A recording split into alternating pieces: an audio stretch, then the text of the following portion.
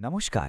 চলুন আজ আমরা হারিয়ে যাই সুন্দরবনের এক গা ছমছমে লোককথার গভীরে, যেখানে ভালোবাসা, মৃত্যু আর না বলা কথা মিলেমিশে একাকার হয়ে গেছে। দেখা যাক এই কাহিনীর পড়তে পড়তে কী রহস্য লুকিয়ে আছে। গল্পটা শুরুই হচ্ছে একটা আকুল আরতি দিয়ে। হারাধন নামের একজন লোক একজন ডাক্তারকে অনুরোধ করছে তার স্ত্রীকে বাঁচানোর জন্য। এই একটা কথাতেই যেন কত যন্ত্রণা, কত অসহায়তা লুকিয়ে আছে, তাই না? তো ঘটনাটা কি? একজন ডাক্তার গভীর রাতে নৌকায় করে চলেছেন এক দুর্গম গ্রামের দিকে। কেন না, তার বন্ধুর এক দালনি সম্পর্কের ভাই হারাধন খবর পাঠিয়েছে যে তার স্ত্রী গুরুতর অসুস্থ। চারিদিকে শুধু নিকষ কালো অন্ধকার আর নদীর জলের ছলাৎ ছলাৎ শব্দ। পরিবেশটা কেমন থমথমে ভাবা যায়। নৌকায় যেতে যেতে হারাধন তার স্ত্রীর অসুস্থতার কথা বলছিল, কিন্তু লক্ষণগুলো শুনলে কেমন যেন খটকা লাগে। প্রায় ৩ মাস ৩ দিন ধরে বিছানায়, কোনো সারা শব্দ নেই। মাঝে মাঝে যা বলে তার কোনো মানে বোঝা যায় না। আর সবচেয়ে অদ্ভুত ব্যাপার হলো, শরীরে কোনো অসুখ বা আঘাতের চিহ্নমাত্র নেই। যাত্রা তখন মাঝপথে, চারিদিকে ঘুটঘুটে অন্ধকার। আর ঠিক তখনই হারাধন একটা অদ্ভুত বায়না ধরে বসল। তার নাকি মাছ ধরতে হবে, কারণ তার অসুস্থ স্ত্রী মাছ খেতে খুব ভালোবাসে। খালি হাতে সে বাড়ি ফিরতে পারবে না। এই মাঝরাতে মাছ ধরার জেদটা ডাক্তারের মনে কেমন যেন একটা সন্দেহের জন্ম দিল। এরপর যা হলো তা আরও অদ্ভুত। হারাধন ডাক্তারকে নৌকায় একা বসিয়ে রেখে হ্যারিকেনটা হাতে ধরিয়ে দিয়ে নিজে জাল নিয়ে অন্ধকারে মিলিয়ে গেল। ডাক্তার একা দাঁড়িয়ে রইলেন সেই নির্জন ভৌতিক পরিবেশে। হঠাৎ ডাক্তার দেখলেন, আরে জঙ্গলের ভেতর থেকে কারা যেন বেরিয়ে আসছে। ৩ জন লোক কাঁধে বাঁশের মাচায় করে বয়ে আনছে সাদা কাপড়ে মোড়া একটা মৃতদেহ। রাতের ওই নিস্তব্ধতায় এই দৃশ্য দেখে ডাক্তারের তো ভয় শির দাঁড়া দিয়ে ঠান্ডা স্রোত বয়ে গেল। স্বাভাবিকভাবেই ডাক্তারের বুকটা ধড়াস করে উঠল। কারা এরা? এই মাঝরাতে মরা নিয়ে জঙ্গলে কি করছে? তাদের মতলবটা কি? ভয় আর সন্দেহে ডাক্তার রীতিমতো কাঁপতে শুরু করলেন। কিন্তু আসল টুইস্ট তো এখনও বাকি। লোকগুলো ডাক্তারকে দেখতে পেয়েই ভয়ে চিৎকার করে উঠল। ভাবুন তো, ওরা ডাক্তারকে দেখে এমন ভয় পেল যে মরা ফেলে দিয়েই দৌড়। যেন কোনো অপরাধী নয়, বরং ডাক্তারকেই তারা ভয় পাচ্ছে। কিন্তু কেন? ডাক্তার ভাবছেন ফেলে যাওয়া দেহটা একবার দেখবেন, কিন্তু তাকিয়ে দেখেন সেখানে কিচ্ছু নেই। দেহটা গায়েব। আর ঠিক সেই মুহূর্তে তার পেছন থেকে শোনা গেল এক নারীর শান্ত কণ্ঠ। হলুদ শাড়ি, মাথায় ঘুমটা।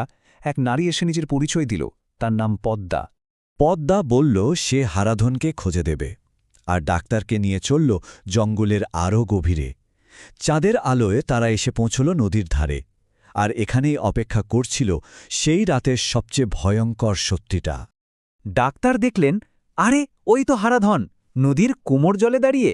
কিন্তু যেই না লোকটা মুখ ঘোরালো, ডাক্তারের তো রক্ত জল হয়ে গেল।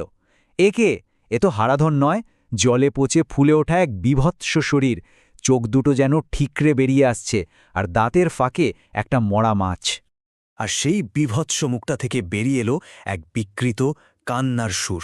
সে চিৎকার করে তার স্ত্রীকে ফেরত চাইছে, বলছে তার স্ত্রী নাকি মাছ খেতে খুব ভালোবাসে। ডাক্তারের কাছে পুরো ব্যাপারটা তখন একটা দুঃস্বপ্নের মতো মনে হচ্ছে। ডাক্তার কি করবেন ভাবছেন। ঠিক তখনই জঙ্গলের ভেতর থেকে পদ্মার আর্তনাদ ভেসে এলো। সে বাঁচার জন্য চিৎকার করছে। ডাক্তার আর কিছু না ভেবে নদীর ওই ভয়ঙ্কর সত্তাটাকে পেছনে ফেলে পদ্মাকে বাঁচাতে জঙ্গলের দিকে ছুটলেন। জঙ্গলে ঢুকে তিনি আবার সেই সাদা কাপড়ে ঢাকা দেহটা দেখতে পেলেন, কিন্তু এবার ওটা নড়ছে, ছটপট করছে। ভেতর থেকে কেউ যেন বলছে, আমায় বাঁচাও। ডাক্তার কাঁপা কাঁপা হাতে যেই না চাদরটা সরালেন, দেখলেন ভেতরে কোনো শরীর নেই, আছে শুধু একটা কঙ্কাল, আর তার খুলিতে জলজল করছে সিঁদুর। এরপর আর এক মুহূর্তও না। ডাক্তার যা বোঝার বুঝে গেছেন। তিনি শুধু দৌড়াচ্ছেন দিকবিদিক জ্ঞানশূন্য হয়ে। তার একটাই লক্ষ্য, শুধু এই অভিশপ্ত জঙ্গল থেকে যে করে হোক বেরোতে হবে। দৌড়াতে দৌড়াতে যখন প্রায় ভোর হয়ে এলো, ডাক্তার দেখলেন তিনি কোনো ক্রমে ঘাটে এসে পৌঁছেছেন, আর সেখানে তার বন্ধু রানা দাঁড়িয়ে আছে, তার জন্য অপেক্ষা করছে। ডাক্তার হাঁপাতে হাঁপাতে নৌকায় উঠলেন। জ্যাক, বাঁচা গেল। কিন্তু তিনি তখনও জানতেন না যে আসল ধাক্কাটা এখনও বাকি, যে সত্যিটা রাতের সব ভয়ঙ্কর অভিজ্ঞতাকেও ছাপিয়ে যেতে চলেছে। রানা খুব শান্ত ধরা গলায় যা বলল তা শোনার জন্য ডাক্তার প্রস্তুত ছিলেন না। রানা জানালো তার ভাই হারাধন আর তার স্ত্রী পদ্মা দুজনেই দুদিন আগেই মারা গেছে। এই কথা শুনে ডাক্তারের পায়ের তলার মাটি যেন সরে গেল। তাহলে পুরো ব্যাপারটা কি দাঁড়ালো? সত্যিটা হলো এই যে 2 দিন আগেই পদ্মা মারা যায়। স্ত্রীর শোকে হারাধনও ডাক্তার খুঁজতে বেরিয়ে আর ফেরেনি। পরের দিন তার মৃতদেহ পাওয়া যায়।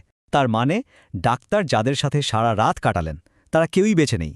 তারা ছিল হারাধন আর পদ্মার অতৃপ্ত আত্মা। ডাক্তার যখন রানার সাথে ফিরছেন তিনি স্তব্ধ হয়ে দেখলেন নদীর জলে একা একা ভাসছে একটা পদ্মফুল, পদ্মা। এই দৃশ্যটা যেন পুরো গল্পটাকে একটা অদ্ভুত বিষণ্ণতায় মুড়ে দিল। এই গল্পটা আমাদের একটা প্রশ্নের সামনে দাঁড় করিয়ে দেয়, তাই না?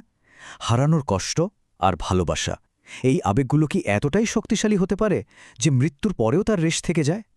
উত্তরটা হয়তো সুন্দরবনের ওই শান্ত নদীর জলেই চিরকাল লুকিয়ে থাকবে।